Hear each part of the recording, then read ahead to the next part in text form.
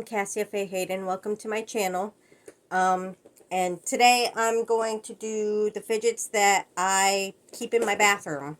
I don't have a whole lot yet, but, you know, you work with what you got, right? First of all, I have this little worm ball looking thingy. It's squishy. It's fuzzy. It's fun to play with. It's stretchy. So there's that. I got that from Dollar Tree. You guys probably saw it in one of my previous videos. And then I have this little froggy. I think it has a magnet in the bottom because obviously from the rust that's accumulated on it, there's definitely something metal in the bottom of it to be causing such rust issues. But I mean, something's got to make it balance, because what it does is, like, you put it on the table and then you just kind of push it and it just stays standing and it just wobbles. It's kind of cute, entertaining. I like it. But this came out of like a mystery pack from Dollar Tree. And then I have this empty ball. When I first got it out of one of Mrs. Bench's Christmas advent calendars, I thought that it was a splat ball, but it is not remotely sticky. I didn't even open it until after I got it in the bathroom. So when I opened it and I realized that it isn't sticky at all, you know, I was kind of disappointed because I thought it was a splat ball. So basically all it is an empty skin for a DNA ball. That's pretty much all it is a DNA ball skin filled up with air. Oops. And I dropped it on the floor. Oh well, it's going to go right back in the shower anyway. But it get washed off in there. But anyway, there's that. So I mean, it's nice for the shower because you can squish it, and then when you put it under the water, when you squish it, it makes this cool little, like, rice sound, like a rain stick sort of. It kind of sounds like rain on your roof. Or rain on a bag or something. It's really entertaining and, you know, nice to play with and squeeze while under the shower faucet. But yeah, I like playing with it in there. And then I actually had two of them, and I figured, why do I need two of them in the shower? And, you know, it kind of felt dumb to just have two of them sitting in the shower and not really have a purpose. And I had this reversible octopus poppet that I got last year. Now it's not last year. Now it's the year before last year. From a gas station. And I always felt like it kind of needed something in the middle of it to make it more kind of entertaining, because I don't ever flip it inside out. Hi, Astra. Come on, honey. You want to say hi? This is Astra. She's trying to photobomb you guys. She wants to say hi. Isn't she pretty? She's sweet, too. But, so, I never flip it inside out, because I kind of prefer the green and blue side more than the solid blue side, because solid blue is just kind of boring. So I never flip it inside out. So I've always wanted something inside of it, and putting the other empty DNA ball skin in there kind of gives it, like, you know, I can use it as a squishy now, and I can use it as a poppet. So, so, you know, that's just kind of entertaining too. So I love that I put that in there. You know, if you end up with something like that that you can't find a use for, and you have one of these, that's a good thing to use it for, Astra. That's a good thing to use it for, to just kind of fill in your little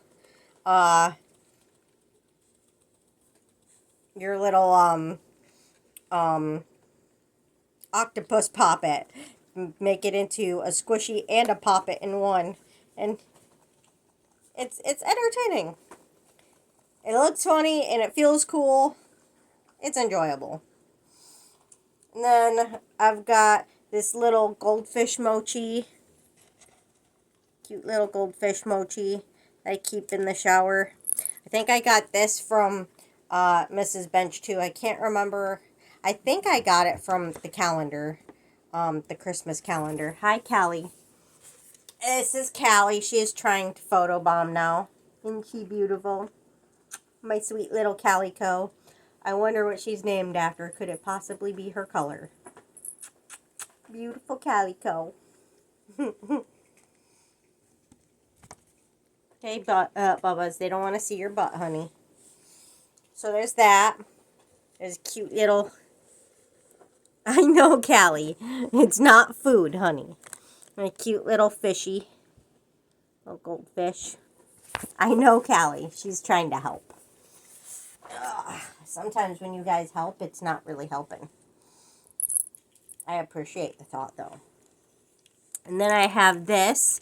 It's supposed to be like those little wiggle worms, but this one happens to be a dolphin. It's kind of like... fins are out of a place, though, because I play with it in the shower. And it just wiggles. And you can keep it on your keys, but I keep it in my bathroom, in my shower. Play with it in there. A little dolphin wiggle worm. I like it. I like how it sounds. Callie, you're in the way, honey. I like how it sounds. I like how it wiggles. It feels cool. It sounds cool. I love it. And then I've got these two poppets that I got from Dollar Tree. Of course, there's the mermaid tail. Little blue mermaid tail. I'm trying to make my bathroom mermaid themed, but it's kind of hard to do when all my stuff is in storage. And then we got the little ducky, because rubber duckies go in the bathroom, right? She's helping. She thinks she's helping. Hi, Callie. I love you. Beautiful. And then, last but not least, I've got this little slug, which I absolutely adore. And it probably annoys the crap out of the neighbors when I play with this in the shower, because what's awesome about this is that not only does it have pops, like a poppet ball, and it holds its pops really well. You can usually go all the way down with it, as long as you don't pop the sides at the same time. You can either do the sides or you can do the middle. It's... Okay, honey, your butt doesn't need to be in the shot, honey. She's silly. And then you just... And then there's the suctions on the bottom, which is really cool. You won't be able to see me put it on the table, but you'll be able to hear it when it comes up. Oh, no. Okay, I need room, guys, because I need the table.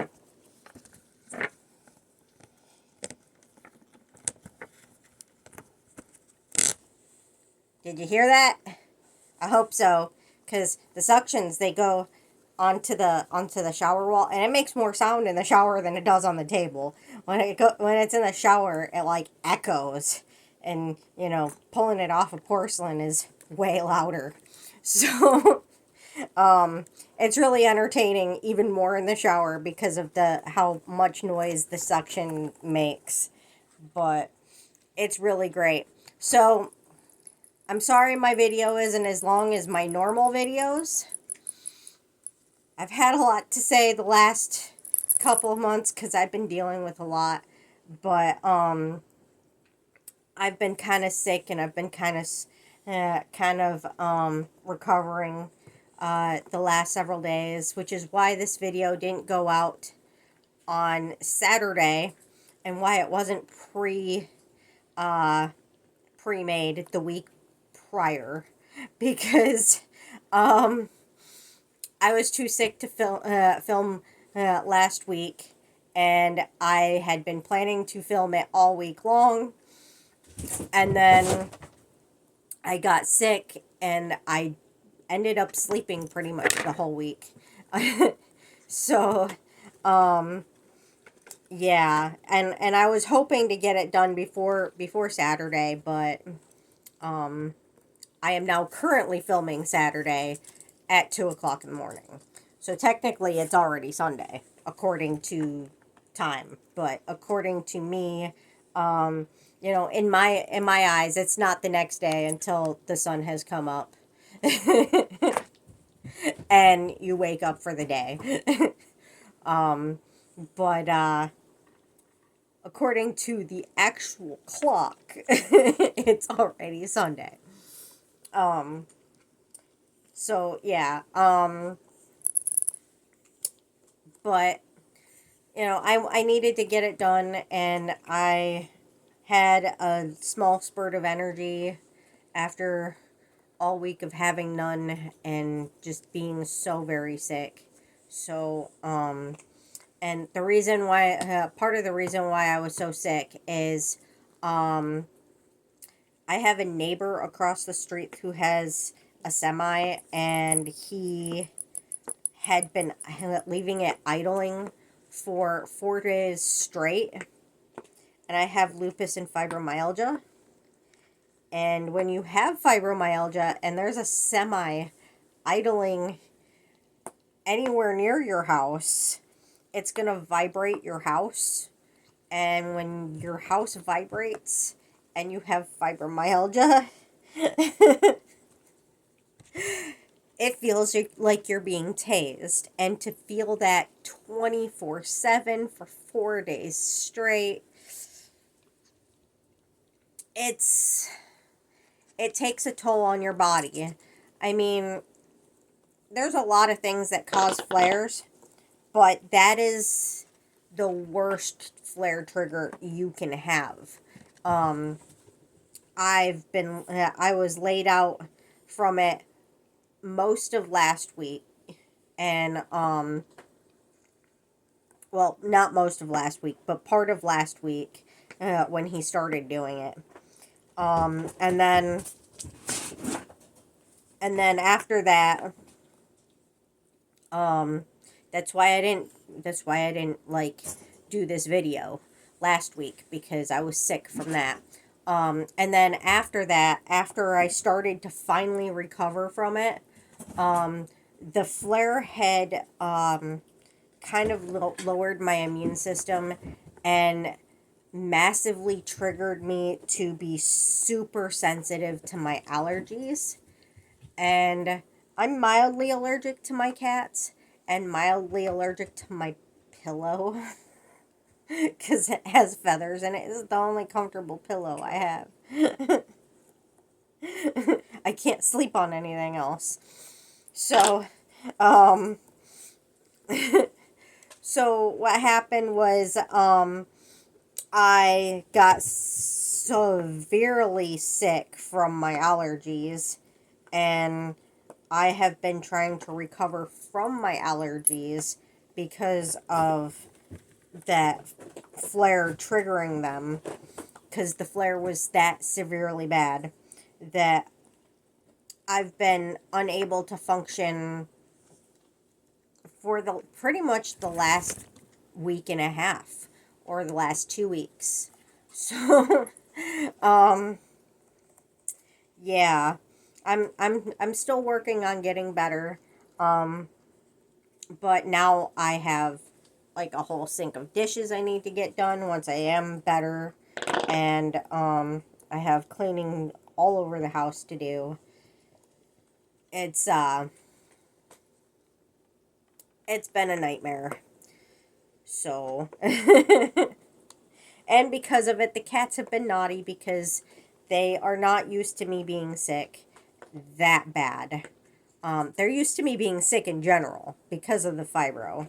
But they're not used to me sleeping like all day, every day, and then being asleep all night, and like pretty much never being awake, and only getting up to feed them and then going back to bed and sleeping. Like, they're like, what's going on? Mom's not giving us any attention. She's only waking up to feed us and then going back to bed. What the heck? There's something wrong. So they've been up my butt. Mostly trying to give me attention, which is sweet. But they've also been harassing me with their high-pitched screaming. Yeah, cats do scream. They meow scream really loud when they're concerned. So, which doesn't help matters. They do it out of concern, but it doesn't help anything because all it does is make you feel worse and then drives you nuts, and then it's just bad. But, but I appreciate their thought. But, you know, what can you do? What can you do? So, they've been trying to make me feel better, and I've been trying to feel better, and it's just been hard all week. Just hoping I can get over it. You know, the flare's been pretty bad from the allergies. The flare before that was pretty bad. I finally got my body to stop vibrating and feeling like I'm being electrocuted. But I still feel like I got hit by a semi and then set on fire, and then my burn bandages ripped off of me while sticking to the burns. I mean, obviously I haven't been burned, but that's what it feels like. That's what fibromyalgia flares feel like. Well, most of them. The ones from semis feel like you've been electrocuted. They feel like you've been tased. But the pain after that, after you recover from that, and you're still in the process of recovering in general, still in a flare, it pretty much feels like you got hit by a semi and you've been set on fire and someone's ripping off your sticking bandages like duct tape. It doesn't feel good. It's not a good feeling. And some people actually think I'm exaggerating, but when I explain it in my fibromyalgia group, and they're all like, "Oh my God, you explain it in the best way. I never even thought to explain it that way." And I'm like, "I know." No one believes me. They're like, "Yeah, but that's how it feels." And I'm like, "I know. Hi, honey. Yes, they like you too. They like seeing you too. I'm sure they do. I don't know why they wouldn't, because look at you. Look how beautiful you are. Look how beautiful you are. Mwah. This one likes to hide in the other room all day. So her coming out of that room just shows how much she's been worried about me. And this is Trinity, who normally likes to stay on the other side of the room, but has been snuggling with me all week. sleeping with me. Hi, Trinity. You want to say hi to everybody? Say hi. My name's Trinity. I'm pretty. Isn't she beautiful? She's a beautiful girl. So she's been worried about me, trying to make me feel better. Ash even tried to lay with me a few times.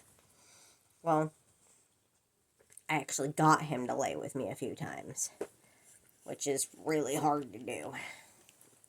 He's kind of hard to hold down because he's big, so I can't really force him to lay with me. And I don't really want to try to force him because his arm, you know, he was shot. So his arm, I can't really touch it without actually hurting him. I mean, it's recovered completely by now, but it's never gonna be right again. So I don't like to touch his arm to try to force him to lay with me. And pretty much most of the time, if I want his attention, I either have to get up and walk all the way across the room or into the kitchen to get to him and give him attention, which is hard for me because I can't really move all that much. I'm sick and falling apart. Like I said, I have fibromyalgia. I have a knee that just will not heal. We did finally figure out for sure what's wrong with it. My knee apparently has something that's like arthritis, but not like, I can't pronounce what they said, what the doctor said it was. I can't pronounce it. I can't spell it either. But he said it's like, the cartilage behind my kneecap is disintegrating. So it's like arthritis, only instead of it being the muscle, it's not the muscle, it's the cartilage. So yeah. And then I'm not wearing my hand brace today because I had to take it off because my entire hand fell asleep. So I was going to put it back on, but it was still numb when I started the video. So, but yeah, you want to say hi to Astra? You can say hi. Say hi, Astra. That's Astra. Yeah, but anyway, I'm falling apart, so it's hard, and I don't have much energy. I fall constantly. Every time I stand up, I pretty much fall. And you know, having the energy to stand up and the vertigo on top of it. Standing up when you have fatigue and vertigo mixed together is a very bad idea, even with a cane and a knee brace. And when your knee's giving out and you have vertigo and fatigue, and it's altogether a bad idea, and then sick on top of it. So I get up as much as I can, you know, to get things done around the house, but I do spend a lot of time on my bed, which is currently the only couch I have, to, like, just try to avoid, you know, falling down any more than I have to. You know, get the rest that I need during the day and while trying to get things done. So I'm not able to get up for the cats as much as I'd like to chase them down and force attention upon them. So I kind of need them to come to me more often than me going to them. So when Ash is in his moods where he does not want to come to me and does not want to give me attention, and even if I bring him to the bed to give me attention, he'll take off running. It's like I basically gotta beg him or just wait him out. Or just give attention to another one of my many cats that actually do want to come to me and give me attention. Because obviously I have plenty that come over here and want attention. I mean, Callie's still over here. Astra just came back. Trinity's over here on the corner of the table. I've got Triquatra on the table. You can't see her. She's behind the camera. And then Drago and Simba are constantly on the bed with me. You know, Sage and Ifrit and Guinevere and Spell are always on the bed with me. I mean, they're not currently right now, but they're frequently up here. So, I mean, if I'm not hurting for attention from my kitties. So if he wants to be in one of the moods where he just doesn't want to come to me, he'll come to me eventually, right? So it is nice though that the last couple of days he's noticed there wasn't something right with me, and he's felt the need to snuggle me and try to help me feel better. I do appreciate it. It shows he does still love me, even though he most of the time kind of avoids me unless I have food. Or unless I'm making him food. But anyway, I hope you guys liked the video. I hope you guys don't mind my my inability to shut up. And please like, share, and subscribe. And thank you for watching. See, I'm still sick. And I am still trying to figure out a way to get on meds to fix the talking problem.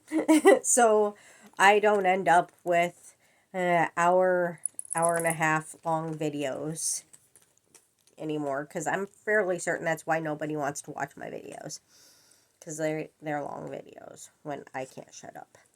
But anyway, thank you for watching, and have a beautiful day or a beautiful night or whatever time of day you happen to be watching. Thank you. Bye-bye.